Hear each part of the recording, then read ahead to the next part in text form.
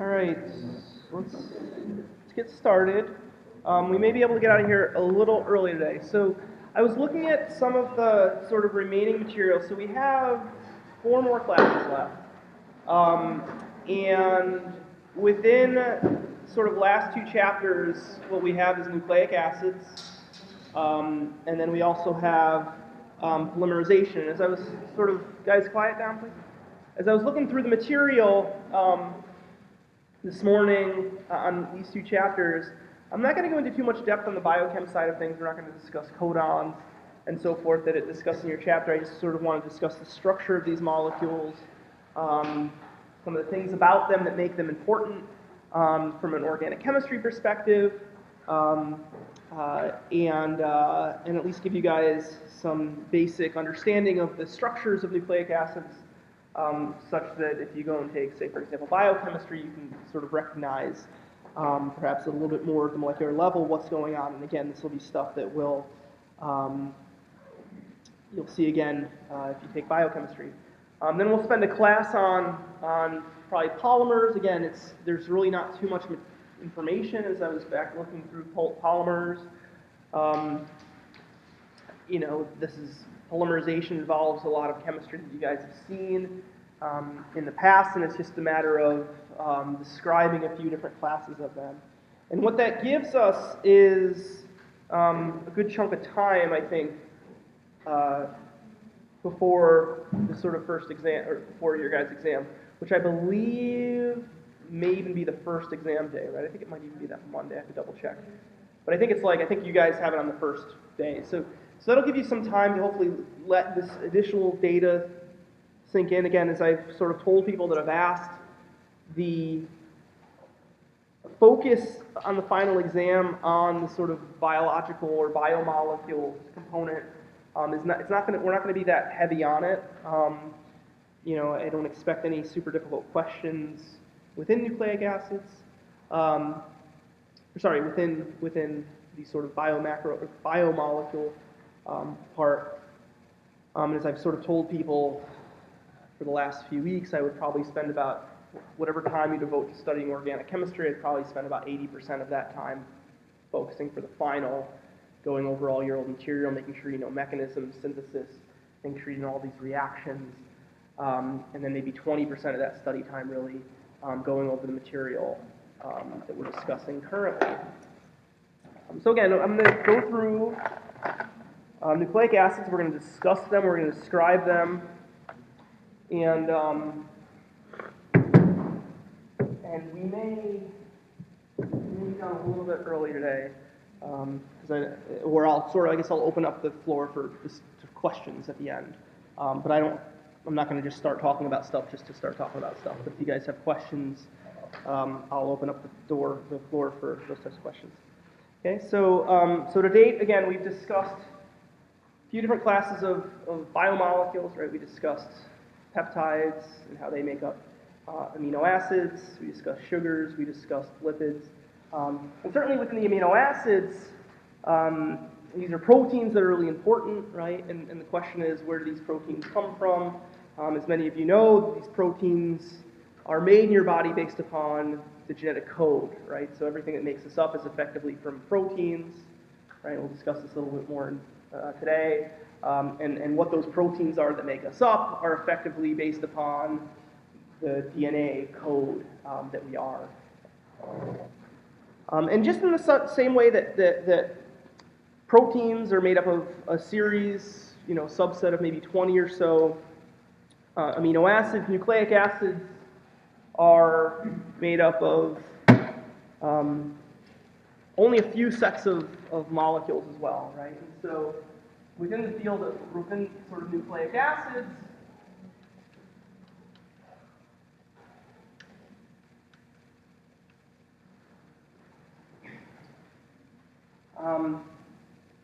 these are going to be constructed of things that we call sort of bases. Okay, and there's 2 types of bases. There are pyrimidine bases.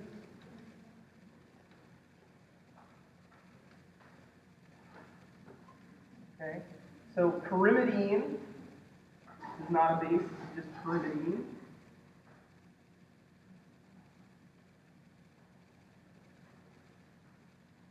structure here. So this is pyrimidine.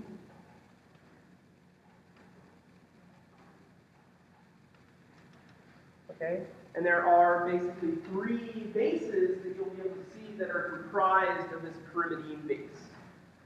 Okay, one of them is uracil.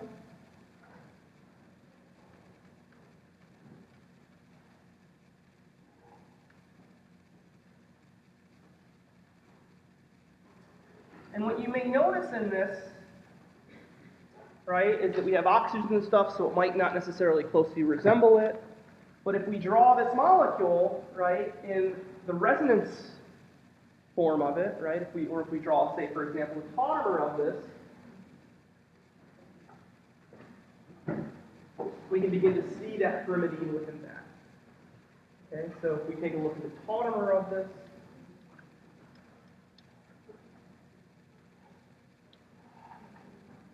so it might not necessarily be that obvious right away.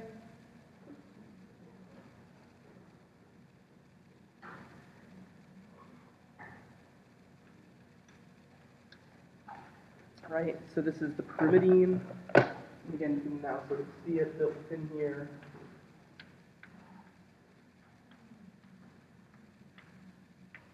Where the name pyrimidine, right, comes from. So again, here's the pyrimidine, right? There's the pyrimidine here, so that's the base pair. Now again, we draw this as the carbonyl. This is something that we've seen time and time again, right? When we're looking at 2 potential different tautomeric forms, right? This is sort of this pattern that we see from time to time that oftentimes the carbonyl is favored. This is going to be important as we start talking about how these interact with one another. But again, this is the major form.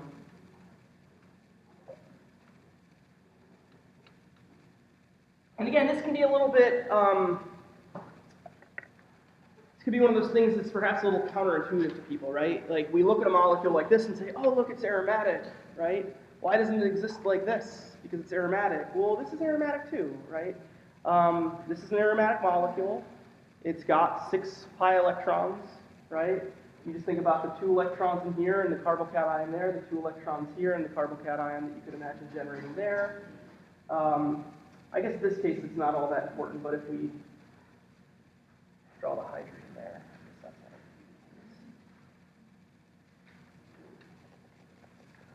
but you can see it within there. But again, this is going to be the form, at least of this one, that we see primarily. And in this case, this is uracil.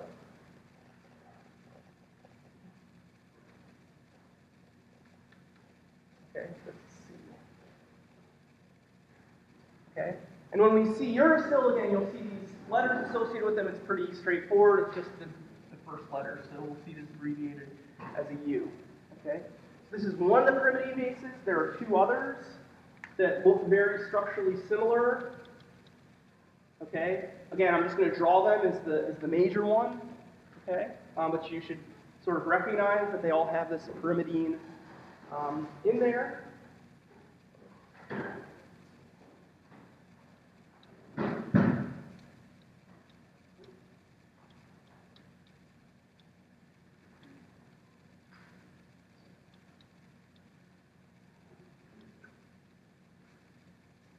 Okay. So again, this looks much in the same way as this molecule here, right? Except that now we have NH2 up here, right? So there's a double bond here. So again, why is that the case? Why do I have this alkene in the ring, whereas over here I have the double bond, or I should say, why do I have the double bond in the ring here, whereas here I have the double bond outside of the ring? Again, this just has to do, going back to what we discussed earlier, carbonyls, right, are these sort of functional groups that are fairly stabilized. In this case, this just ends up being the major resonance form, again, because it's likely closer to what we would expect in terms of the aromatic compound, right? So it's going to have that double bond there. This is cytosine.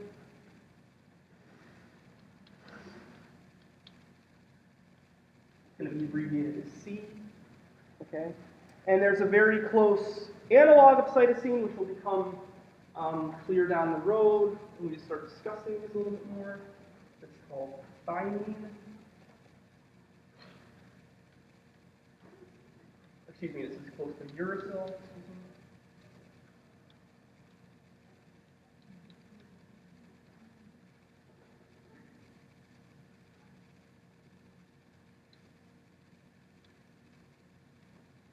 another one of the bases. It's called it's called thymine.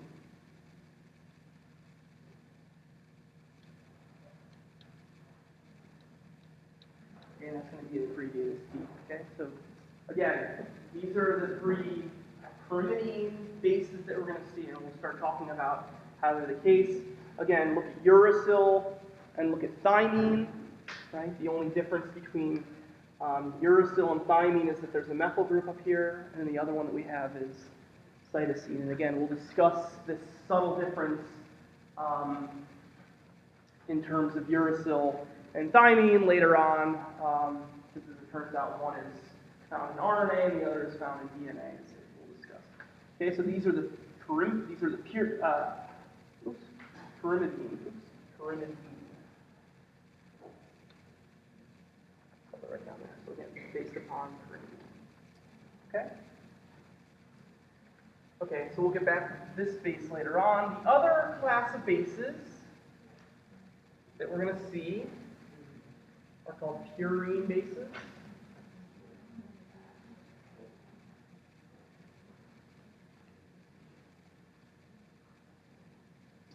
So English with pyrimidine bases.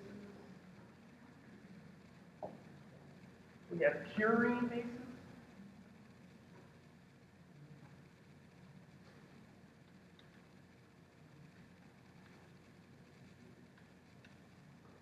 Okay, purine, in terms of where the name comes from, purine is going to be this molecule here.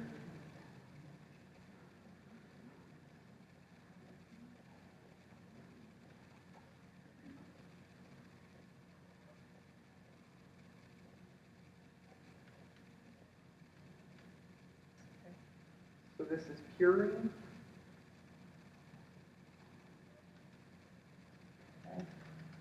And unlike the previous one, we had three bases. This case, it turns out that there is no version for RNA and version for DNA. So there's only two that we have here. One is adenine.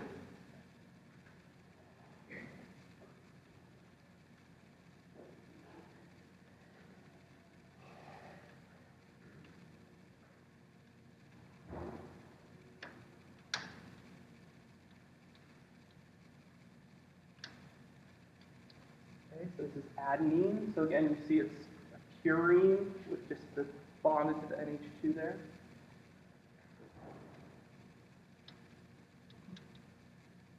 Okay. This is abbreviated again just by the first letter, A. Okay. And the other one that we have is going to be guanine.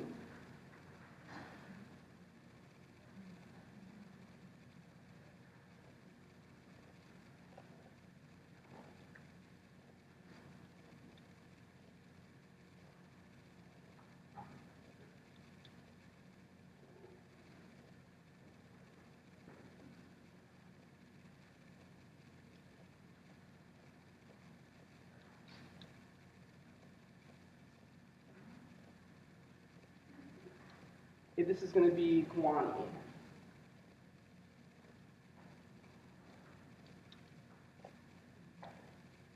Be abbreviated with a G.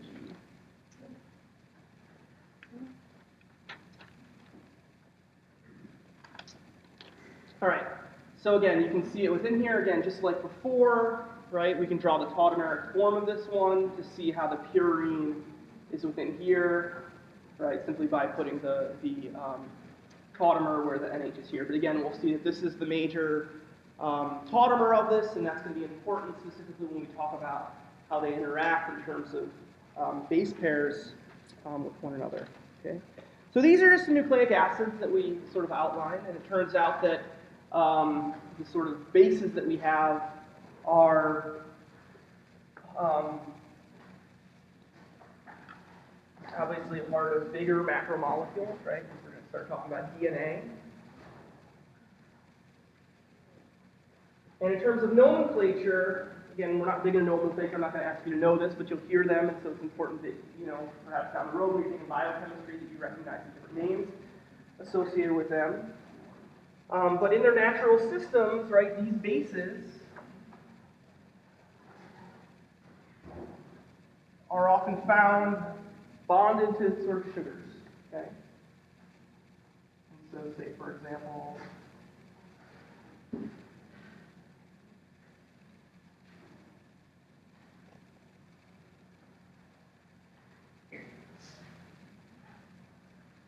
so if we have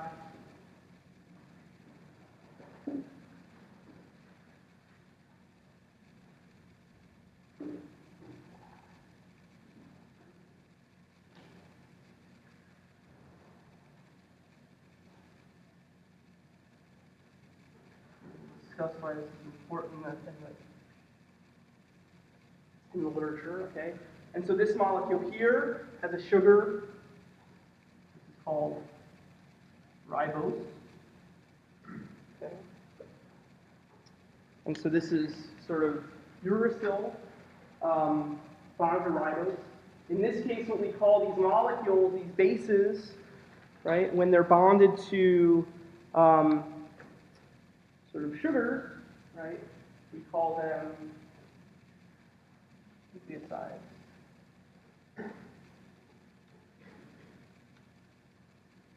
Okay.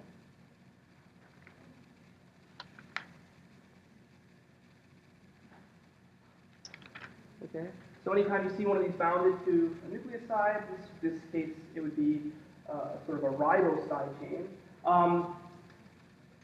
This is how it will be in RNA, as we'll discuss later on. It'll be bonded to a ribose. In the case of DNA, you'll see, here's just, again, I'm just picking random base pairs to illustrate these with.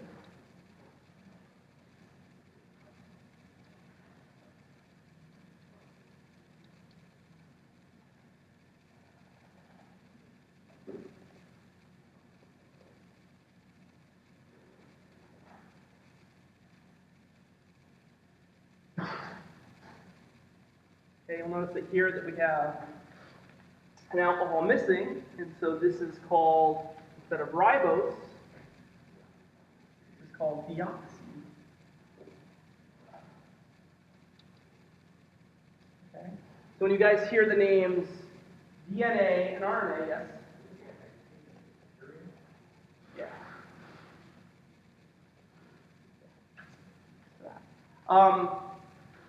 So this would be deoxyribose. Again, in this case, you will see it with DNA. Okay, and again, we'll start talking about oligonucleotides, right? We'll start talking about sort of the bigger strains of these together in a moment that put these together. But what you'll see is that in sort of RNA, the R basically comes from the fact that it's ribose, and the D, as we'll see, comes from deoxyribose. And so this is one of the structural differences between these two classes of oligonucleotides, right? RNA is ribose-based, DNA is deoxyribose-based. Okay? From a naming standpoint, again, I don't care about the names that much, but sort of we'll go through them. So that when you sort of hear them, it's actually pretty straightforward. Okay, so if you have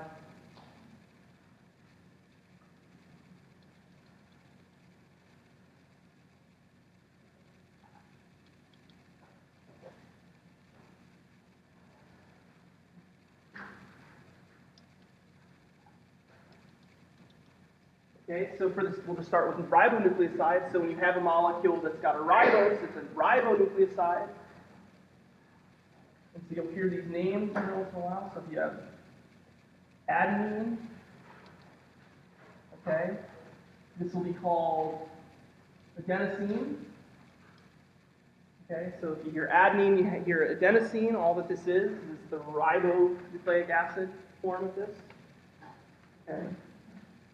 If you have guanine, right? Basically, same thing, right? Adenosine, you just get rid of the ene, so it's guanosine.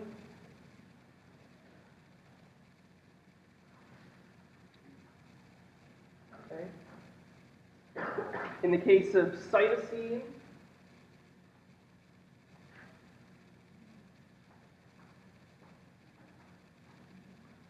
okay, in this case, it basically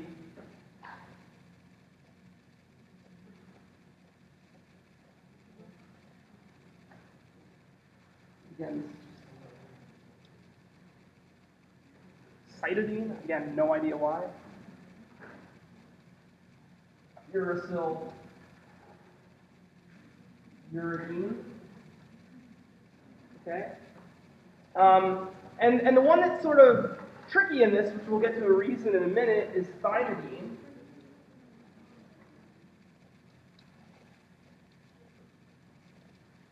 Okay, which is 5-methyl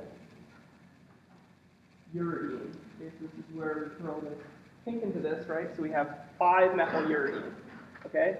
Now, as it turns out, once we start going to deoxyribonucleosides, okay, so these are just the nomenclatures again. That obviously I don't care too much about nomenclature, but there's not too much else in this chapter. So, in the case of deoxyribonucleosides, right, where you have it on the other side,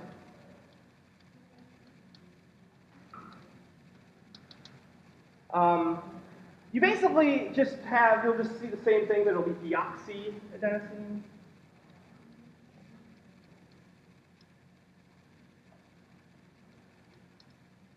Okay. Again, guanosine is basically the same thing.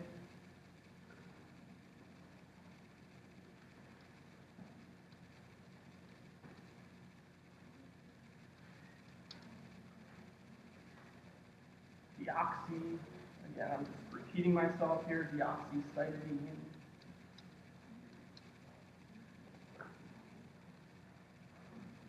Deoxyuridine.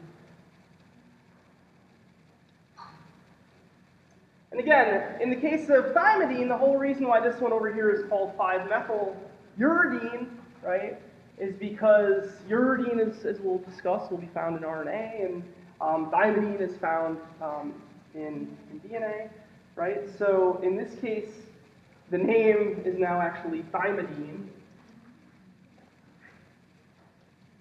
So there is no deoxy version of this because, again, thymidine is found. So if there's some sort of confusion in terms of why it's the case, again, this is just because this is DNA and this is found in RNA. And so the names are basically associated with that. So again, you'll hear these terms probably next semester as you're talking about these. And so that's just sort of why they are the way that they are. Okay, so now in terms of why these are important, okay, why we care about them and what we care about the structures, again, I want to focus on the structures of these because this is organic chemistry. And I'm naming nucleic acids. When we start to get to things like oligonucleotides, now what ends up happening is it's important that we recognize that there are base pairs, right? You guys have heard of nucleic acid base pairs. And the reason why we call them base pairs is that some of these actually will pair to one another through hydrogen bonding networks, okay? And the backbones of these molecules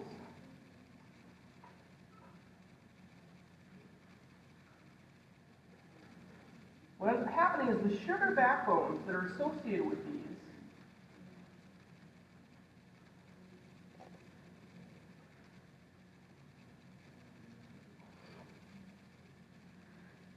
so I'll show here DNA.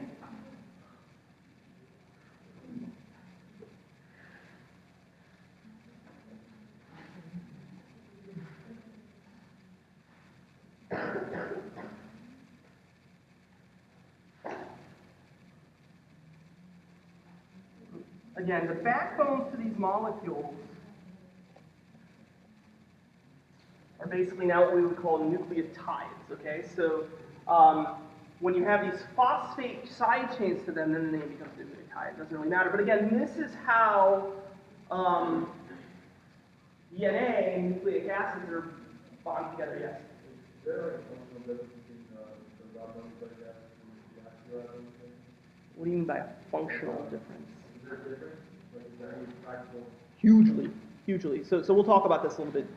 DNA basically generates RNA. It's the RNA that generates. What effect does the lack of molecule have on? Oh, yeah, that I'm sure there is. You know, I believe it may change. Yeah. Affects the enzymatic activity. Well, yeah. Well, that's kind of what we were saying before. So. Yeah, I mean.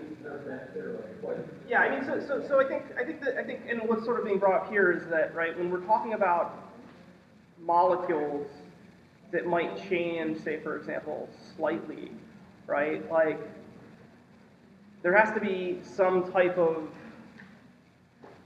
difference in order for you to be able to recognize the differences. And so if it's a matter of,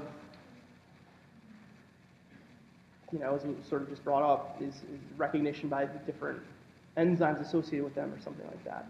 Those could be sort of considered, and again, I don't know too much details in terms of, say, for example, structural changes them and so forth, but certainly you can imagine them as just being different sort of components such that you can sort of recognize the two differences, but sort of getting to how the enzymes recognize them, what's the folding differences and so forth. Yeah. All right, so in terms of how these pair, again, I've sort of shown the backbone here, okay? And when you have these molecules, what ends up happening is you get as we were sort of stating, base pairs. So I'll just show you guys some examples. This is going to be within DNA.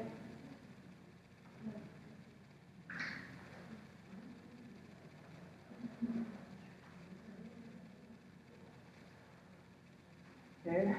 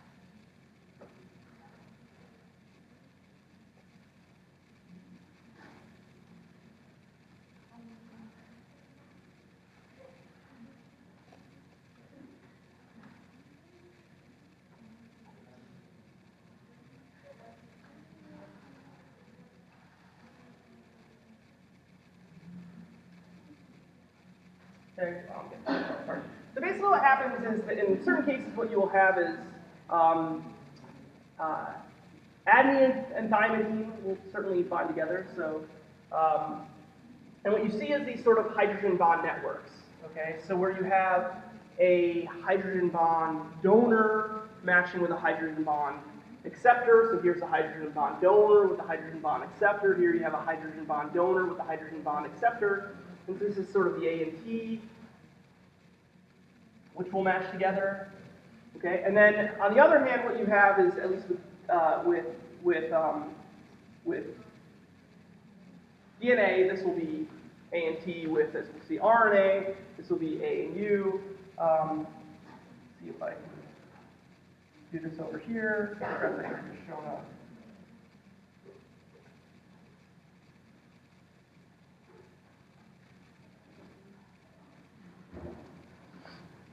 In the case of C and G,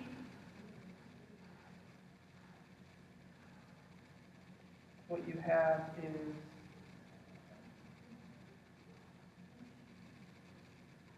again this sort of hydrogen bond donor.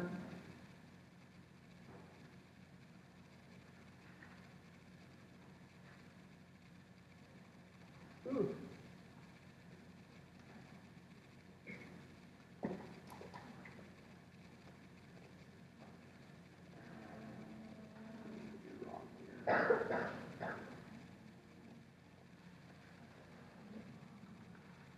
Okay, and so with C and G, here what we have is, again, is this sort of network of hydrogen bonding.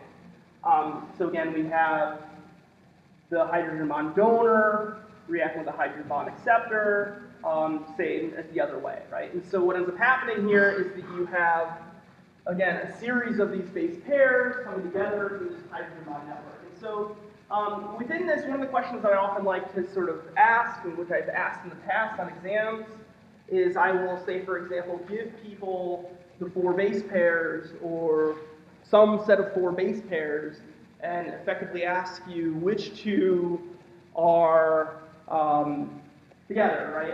I won't ask you to name the amino acids, but what I would like you to be able to do is, once you see them, and once you can actually see the hydrogen bond network, you should be able to actually predict these networks. And so I could ask you, you can certainly memorize A and T and C and G, but even if you can't do that, what you may be able to do is actually show the hydrogen bonding. Okay? And so again, this would be in DNA. The difference in RNA would obviously be that you would have uracil in here, so what you would have is this sort of methyl group up here. Okay?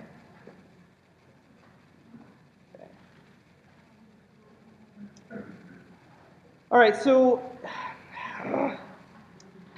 in terms of biology, we can go into depth on this. Just a very brief overview, and again, you'll go into this a lot more in depth in your biochemistry course, so I don't want to sort of spend too much time discussing this. But again, in general, what ends up happening, how much do I want to discuss this?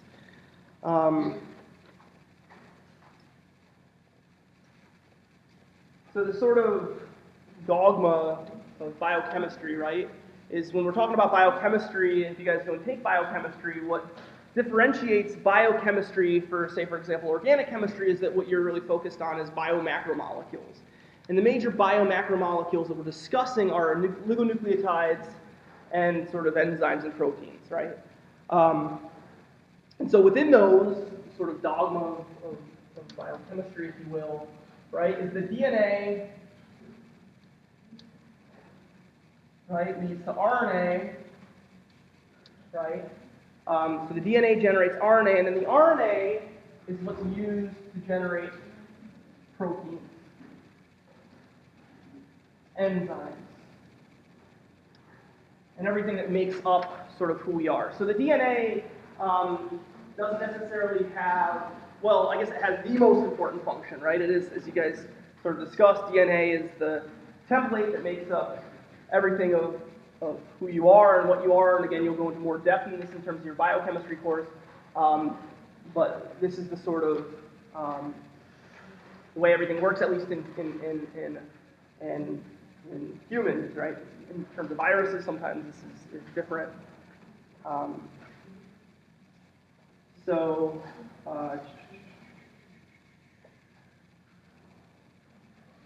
again, some of the few differences. Oh, I don't too much detail of this.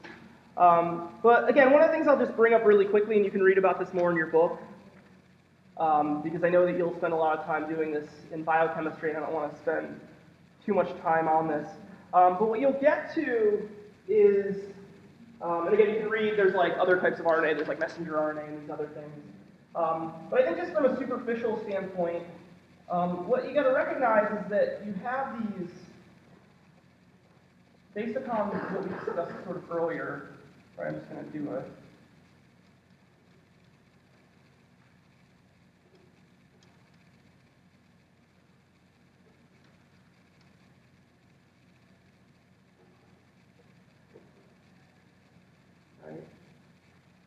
what will end up happening is you'll have a system where you'll have, say, for example, your DNA. Okay. Your DNA will then basically make messenger RNA, okay, based upon pairing.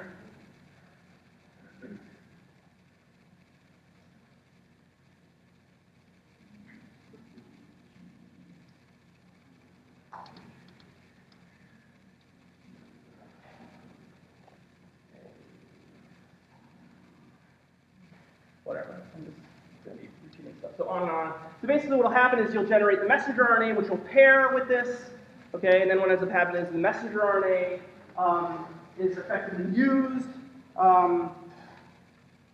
copies the info from the DNA, it carries it to the ribosome, and so this ends up being the code, right? And then what ends up happening is that there's other complicated factors, there's other things that are in there, but in essence what ends up happening is, and you'll read more about this in terms of the code, you'll have series of codons, right? These groups of 3 groups that will correspond to a specific amino acid, right? And so within the ribosome, what will happen is then you have these things called tRNAs. Again, it gets all complicated, and again, I don't want to go into too much depth, but the general idea here that I think is sort of worth noting, especially because we just talked about proteins and all these other things, is that these sets of 3, right, we only have 4 nucleic acids, right? And so we only have the 4, well, I guess 5, but really, you know, when we talk about DNA, or RNA, excuse me, there's only 4 nucleic acids that we can have, right? And so how do you get to all of the different amino acids that we can have? And so this is what it does. It basically uses the codon, which takes sets of 3, and then ends up turning that into a protein. And again, there's other signaling components within there that'll like terminate the enzyme, stuff like that. Again, you can read more about that in biochemistry, yeah.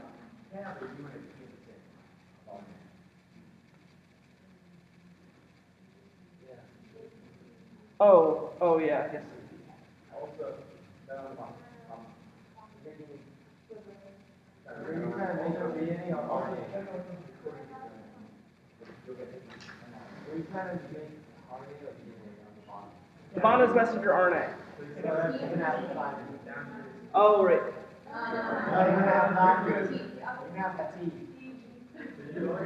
TCG.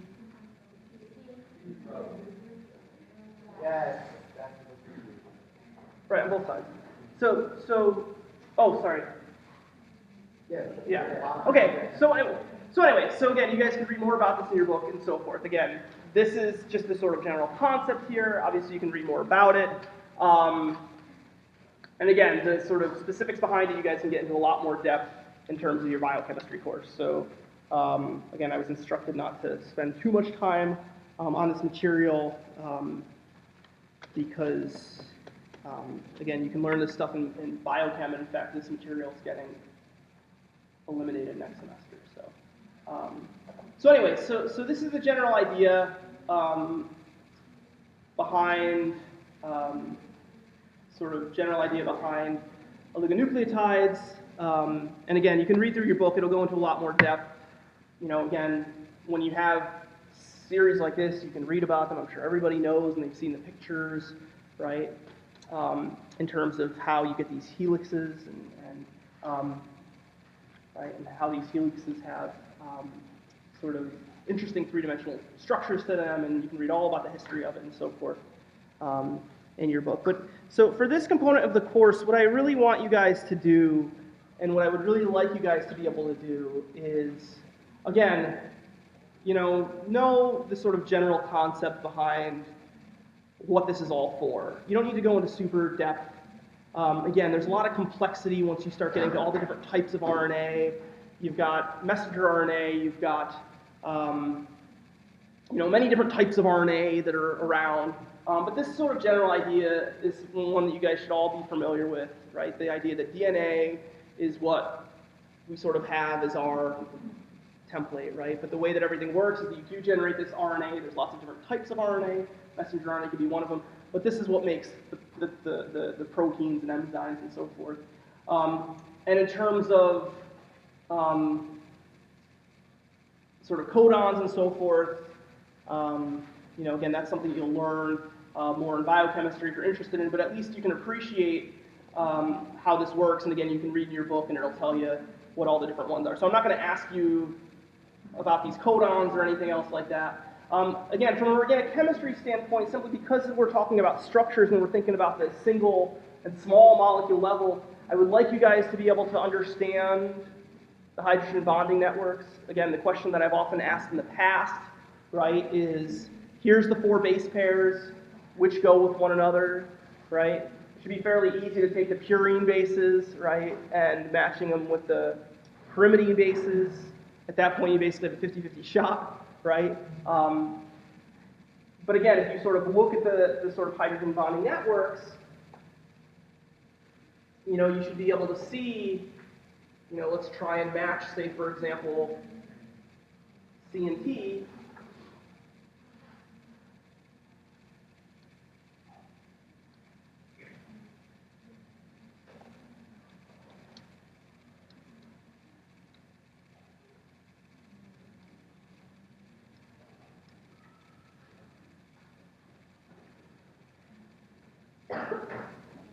So say, for example, we try to match C and T.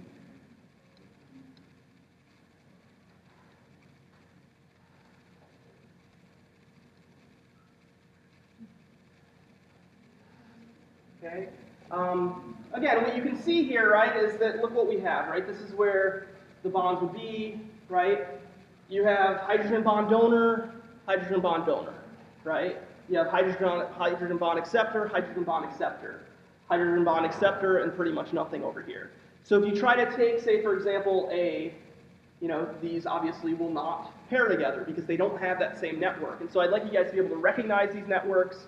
Certainly that's something that I've asked on last year's exam. Certainly it's something I could ask on this upcoming exam.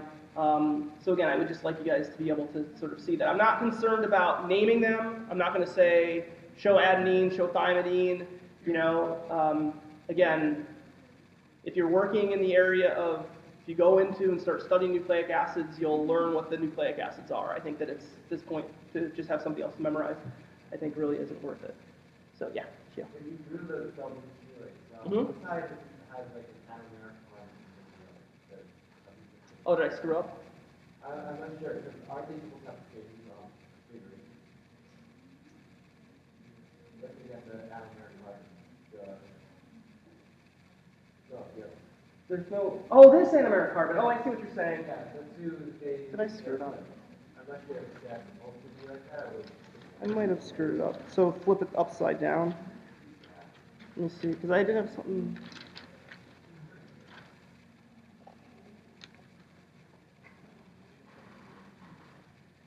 No, I think it's right, because if you flip this way. Oh, I see what you're saying. Yeah, the basic. Yeah. Yeah, I'm not sure. It's possible. It's possible that this oxygen, and this is how I drew it down like here, but it's possible that this is supposed to be, either this is supposed to be down here. So, yeah, I'm not sure. I'd have to double check. This is what I wrote down, so if I did make a mistake, I made it on the translation to here. Again, it's not, I'm not going to ask you guys to draw these things, but it's good that you notice that.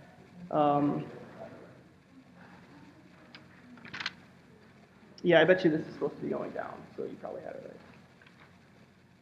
All right. So anyway, that's all I want to talk about today in terms of nucleic acids. So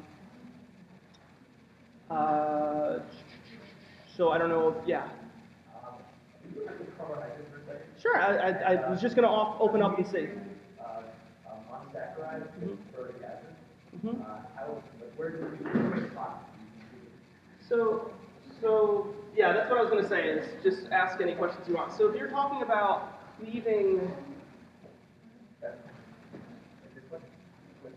There's like 6 answers on this. oh yeah. Well, the thing with this one is that it was ended up just being a bad question. So the question here was asked,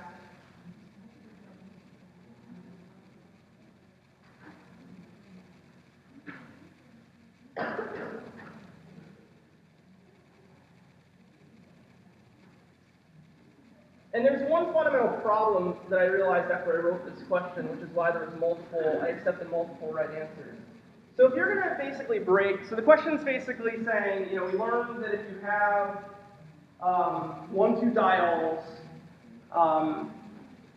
what are going to be the byproducts of these? And I think what I should have done, what I think I meant to draw here, but then we can discuss why I accepted all the other answers, is that I should have had this not as the OH. I think that once that's the OH, I think that it makes many, many, many possible answers because it opens up another possibility. And we hadn't really discussed that, and that's why I hadn't discussed and I sort of allowed people to just give a couple examples.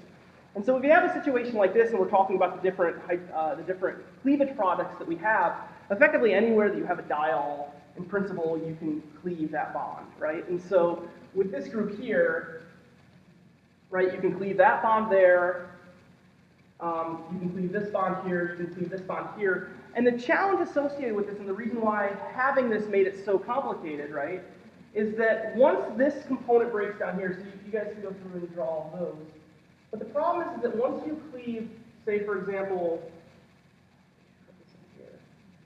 once you cleave this bond here, I didn't mean this to be that complicated, which is again why I gave credit to multiple different answers, which is maybe where you're confused about, is that once I get to, say for example,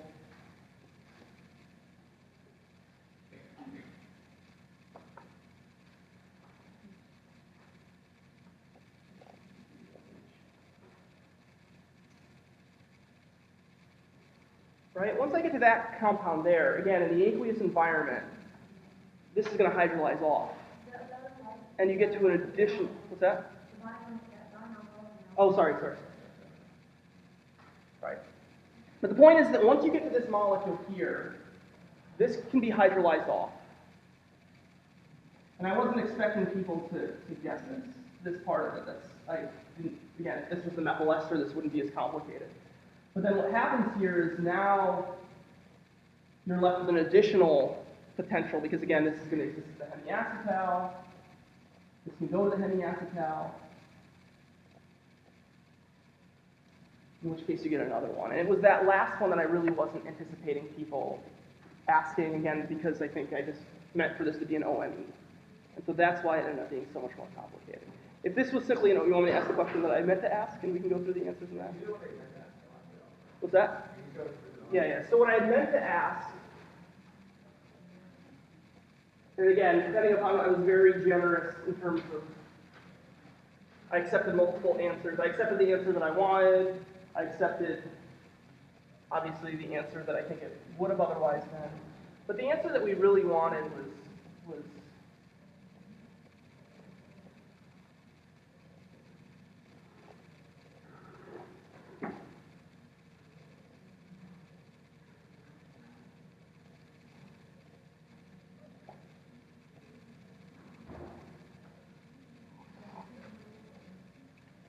the question that I was asking, or that I had meant to ask, I think I just made a ChemDraw typo error there, was if you cleave this with hydroperiodic acid. And again, the idea, really, if you just talk in the book in terms of what is sometimes the value of periodic acid, do you remember what the value of it is? It's oftentimes, if you have the same isomers, but what you're dealing with is a situation where you have, say, for example, a 5-membered ring versus a 6-membered ring. And that's really where sometimes periodic acid historically was valuable, because you can have molecules with the exact same, is it a pyranose or is it a furanose? And let me just see if I can find the example of this.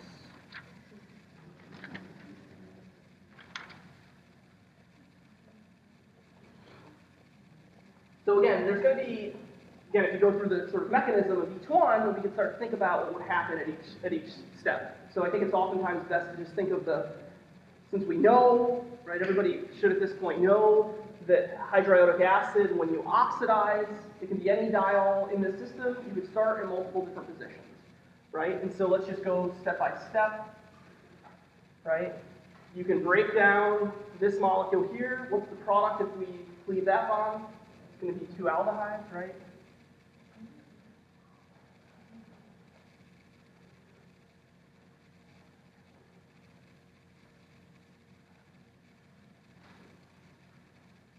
And again, the thing that sort of makes this important here is to recognize that at each step of these aldehydes, right, in the aqueous environment that you run these in, you have the potential for them to then be the hydrates. And it's those hydrates that allow it to be oxidized further. The same as For the same reasons, again, we discussed the parallel that we would draw here, right, would be, say, for example, PCC versus chromic acid, right? If you were going to oxidize an alcohol with chromic acid, right, it's first going to go to the aldehyde, and the fact that now that aldehyde can exist as a hydrate allows it to oxidize further to the carboxylic acid.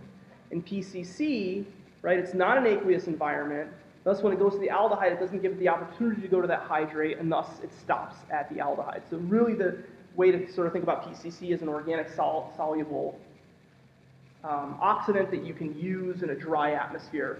But again, this is run in a wet atmosphere, and so we can think about the hydrate versions of both of these.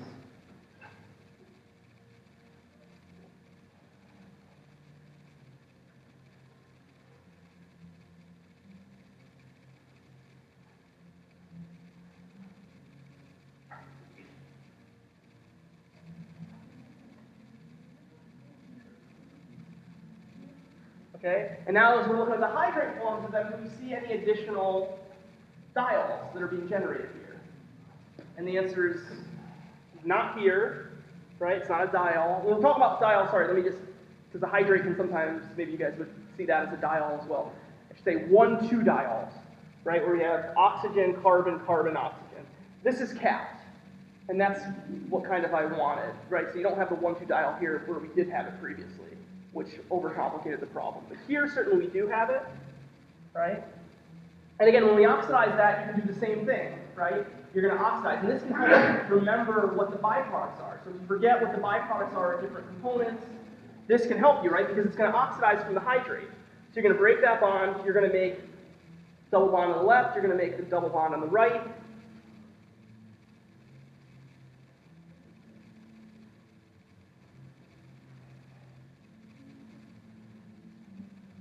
Again, we can just draw on this a hydrate. I'll just go directly to the hydrate just so that we can ask the same question we asked previously. Okay, so that's the hydrate. And the byproduct of this would be what? Well, yeah, it'd be formic acid, right? So it'd be the carboxylic acid, it'd be formic acid. So the answer that when I initially wrote this, and then we asked that same question, is there anything here that could oxidize further, right?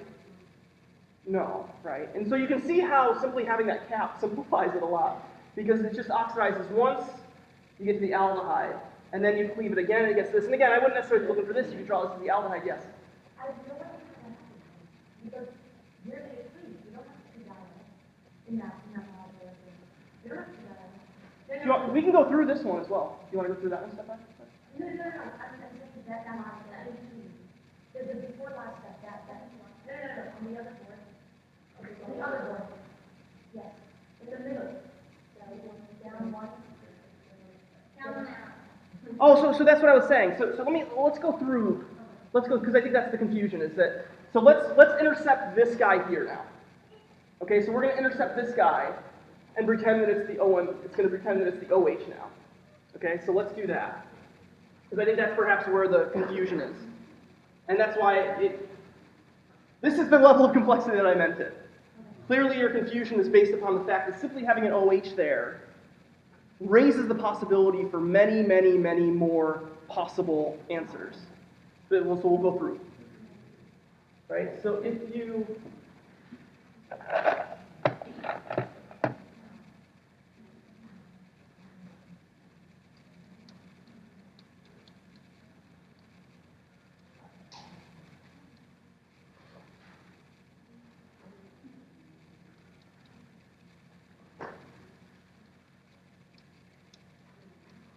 Okay, so here's the hydrate that we showed previously. Now, first of all, what can happen to this?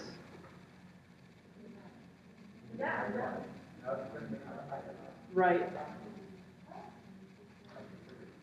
It can open, right? Because the sugar, it can be open or closed form, right? Think about your standard sugar. It can be open, closed, open, closed, open, closed. Think about the aldehyde, right? Think about the fact that when you have that sort of hemiacetal, when it's free, you can reduce it because it goes to that open aldehyde form. Right. What's that? Yeah, with NHBH4. But as I said, the concept still remains, right? It's a dynamic you can open, you can close, especially under aqueous environments, right? I mean, we've seen in the past, say for example, again, because you always want to relate it to things that you've seen in the past. What about, say for example, when we add Grignard to an ester? I understand that it's an O-, right? But as we've learned, hemiacetals aren't the most stable thing. If they can condense, right, because of that sort of want to be a carbonyl, it will often favor the carbonyl form. Sugars are kind of one of the more interesting ones. When you can have cyclic hemiacetals, those are sometimes favored, which is one of the interesting things about sugars. When you can have two different ones, same thing as the final step in a divol reduction, right? Same thing as adding Grignard into an ester. Same thing as, just in general, hemiacetals are not generally considered stable, right? And so this is going to break down, right? And now you can see that this is why this one became much more complicated than I meant it to be, simply by capping that. It makes for good talk here. So it's going to be this plus.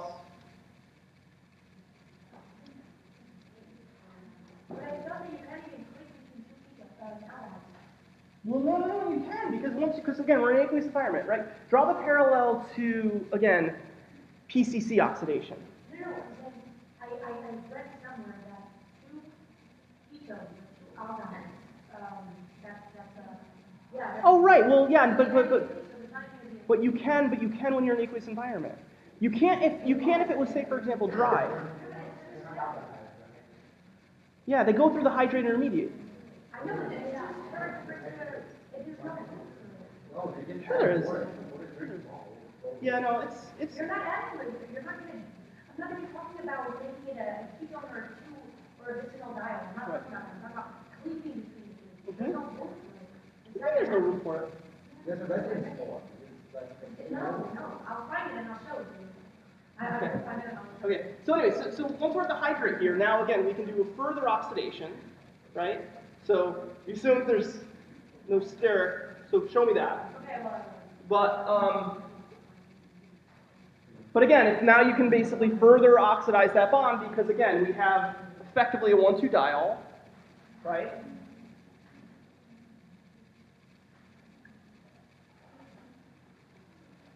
Equivalent of formic acid. Okay? And then up here, right? So now from this you have these additional molecules. Now you can't break those down any further, right? Those are the smallest components. But up here, this guy, you can have as the hydrate again.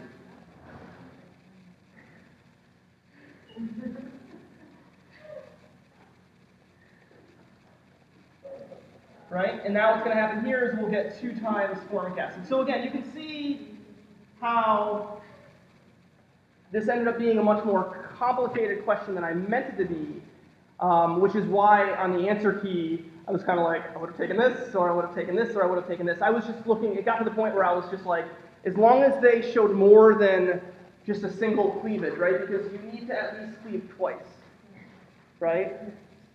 Yes, really. Sure. Well, no, I think you guys are kind of, you might be sort of in the same mindset as Chava here, but I think that this sort of thing that you guys have to remember, right, is that it's a dynamic system. It's a dynamic system, and so just because one intermediate might be the most stable intermediate, it doesn't necessarily mean that that's the reactive intermediate, right? So oftentimes, the highest, perfect example would be the syn elimination, right, that we learned of amine oxides, right? So if you remember if you have an N oxide and you do that syn elimination, right, what has to happen? It has to go through the axial, right? Basically, everything has to be eclipsed in order to approach that intermediate, but yet it'll still happen. So chemistry doesn't, and oftentimes it can, but it doesn't. It oftentimes, more than not, doesn't go through lower energy states. Oftentimes, it will go through higher energy states in order to react. Now, if there are 2 competing pathways, and one of those happens to go through, say, for example, lower energy transition state, for example, then maybe it might more likely happen. But in this case, that's not the question. In this case, the question is once you've done that oxidation, you're basically done. So, Okay, but no, I mean, I think that the intuition there is good because we have seen many instances where the question has been, what's the product, and you have to draw it in the lowest energy transition state. But that's oftentimes when there's multiple things that could take place. The question here is, does it go or does it not go? So, does this help? Going through all this as well? Okay, Linda. I have a question about, Question, well, hold on guys. What? like amino acids and secondary. Sure. Okay, that's not, right? Mhm. It's by amino, conversion. Mhm. Yeah. What hydrolyzing on an active secondary. With the sodium hydroxide also being So that's what I was saying, is that if you show, so assume that it would be cleaved under basic conditions more generally.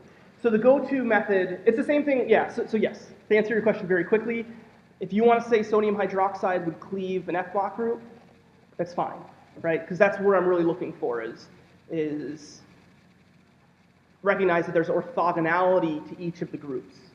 And that you have one that's under base, one that's under acidic, one that's under hydrogenative conditions. It was sort of acid-base hydrogenative, and that's kind of what I'm looking for. So certainly if you said sodium hydroxide would cleave an FMOC group, I would say, yeah, you're probably right, it probably would. Now, in the literature, will you be able to find examples of that happening? I don't know, maybe because the go-to conditions are always piperidine, but I would assume, at least for your guys' sake, based upon what I'm trying to illustrate to you guys, I think that's a perfect assumption, is to say sodium hydroxide would cleave, because that's kind of what I'm trying to get you guys thinking about, is the difference. Yeah. Did you have your hand? Somebody? Another question, yeah. also with the hydrogenation reaction. Uh-huh. How does that happen? Right, so this is the one where he said I'm not quite 100% sure. How do you guys want to reason it? Right, because the weird thing, so the question that's being asked is the mechanism for hydrogenation. And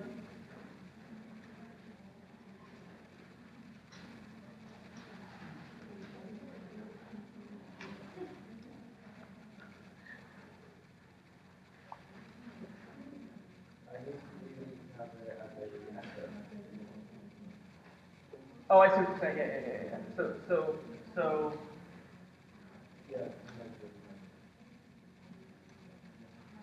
Right. So the idea here is if you're hydrogenating basically the bot group, right? Or sorry, not the bot group, the CBC group, right? What we're going to get to is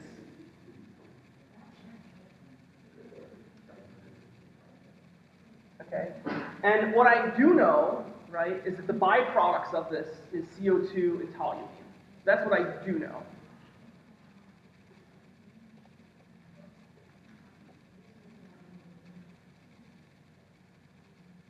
Right? What I don't know is exactly how this works. And I'll tell you what I do know, and then you can sort of, that's as much as I can share with you guys. Right? How I used to hypothesize, or at least reason how this worked, was that you could reduce one of these double bonds, right? Well, you're nodding because that's what you came up with? And then move your left. Right. Yeah. So this is what I used to argue, or at least the way that I used to reason it in my head.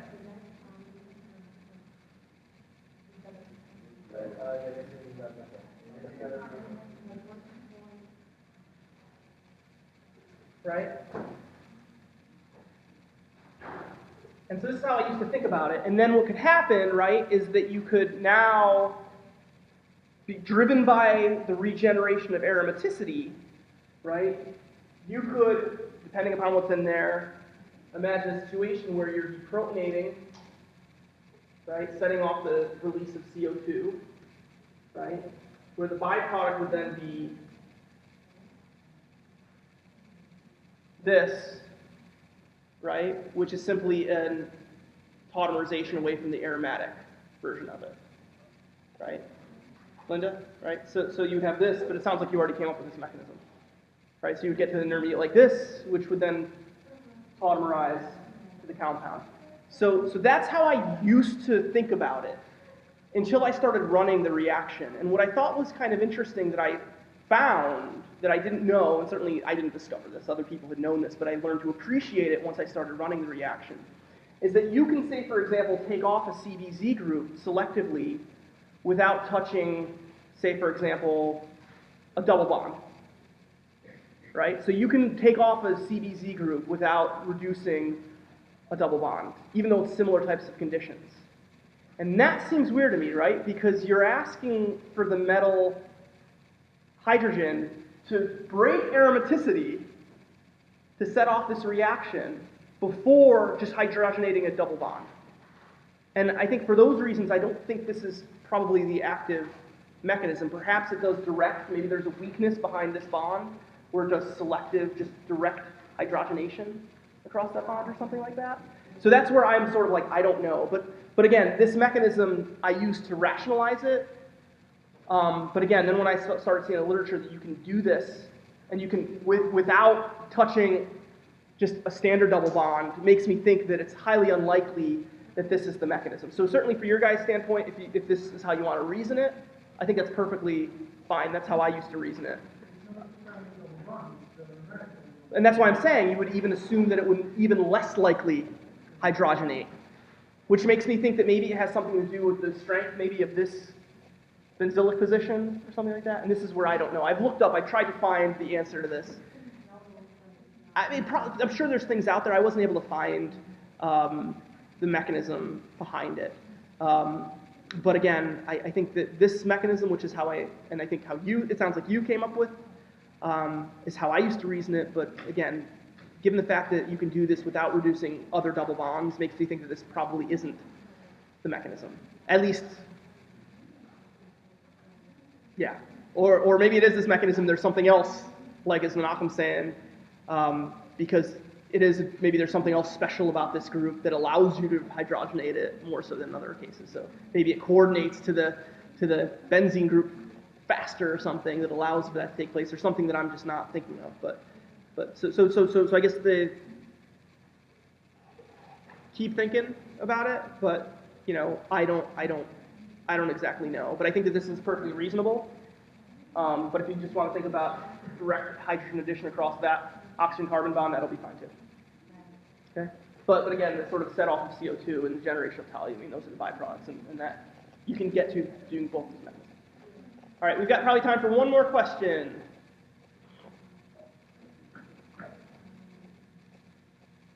Going once. Going twice. Chiavelli. For the quiz? For the exam, yes. For the quiz, probably no. So the quiz, remember, what you guys, I've told everybody what's going to be on the quiz. Well, everybody's going to get an extra question, but it's supposed to be one that if you just did the reading, hopefully it'll be pretty easy. But again, everybody's getting the question on conversion of a Fisher to some appropriate chair conformation. Now somebody asked a question, I don't see her in here. She came by and she was asking me a question. I guess there was confusion about how the question was worded on the quiz. Because I said, show it as the appropriate enantiomer. And people translated that as being, show the other enantiomer. So I think there's confusion, and a lot of people confuse this. The term enantiomer is like the term twin, right? If you say, you know, where's your twin, right? I'm not talking about you, right? If I have both twins and I say, make sure you grab the right twin to bring with you, right, then I'm talking about a specific person. So the term enantiomer is, you can have an enantiomer, in which case you're talking about the other one. I think that's where the confusion comes from, because you used to say, oh, draw the enantiomer of this, right? And that referred to the other enantiomer. But what we're talking about here is there are two possible enantiomers. Make sure that you're drawing the enantiomer that I'm showing. Well, anomer it's the same term. Anomer. So that's what I said. Anomer is much more general to lots of different things, right? So anomers. Oh, you mean anomer? Oh, anomer. No. I don't even care about that, right? I said that you can show either. You can show either anomer. I see what you're saying. You can show either one. There's 4 possible, in essence, right answers.